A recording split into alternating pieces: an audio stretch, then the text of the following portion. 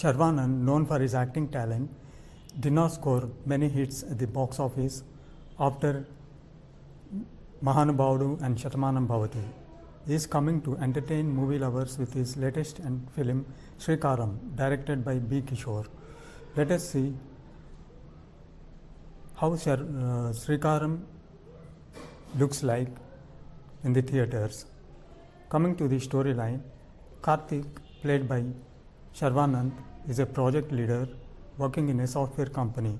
He helps his father Keshav Rao Ramesh, who is a farmer, to repay his debts.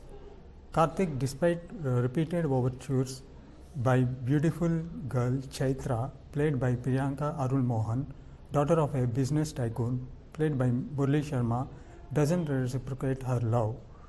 In the midst of all this, Karthik gets promoted to oversee the company's US office.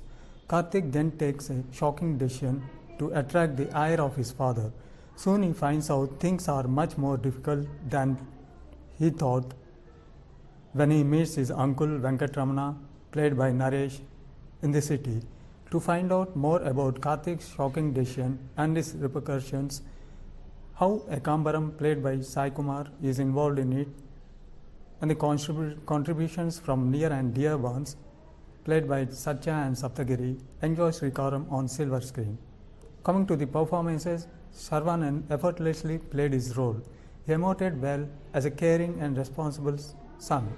Priyanka Arul Mohan looked good as a bubbly girl out to win her love. Rao Ramesh, for a change, played the role of a farmer who has seen the ups and downs in his life as a farmer. Sai Kumar is good in his role as a village landlord. Murli Sharma did well as a caring father of Priyanka. Naresh is apt in the role of Sharva's uncle. Satya and Saptagiri evoked little laughs. Others played according to their roles.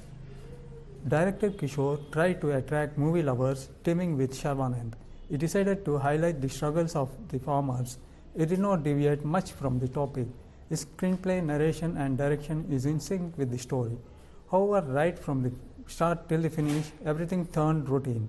Movie lovers witnessed these things since decades, and the film has nothing new to offer but a rehash of Srimantudu, Maharshi, Shatamanam Bhavati and others. Many wonder why Sharma preferred such an outdated story when question marks are increasing on his career. Dialogues lacked originality, story looked artificial, and screenplay and direction offered nothing new.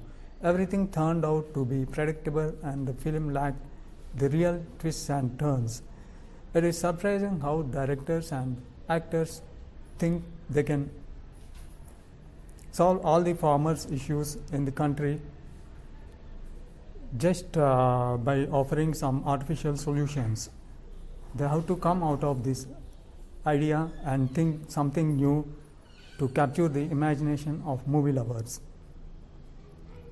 Coming to the technicals, Mickey J. Mayer's music is just routine. None of the songs are attractive. His background score is just okay.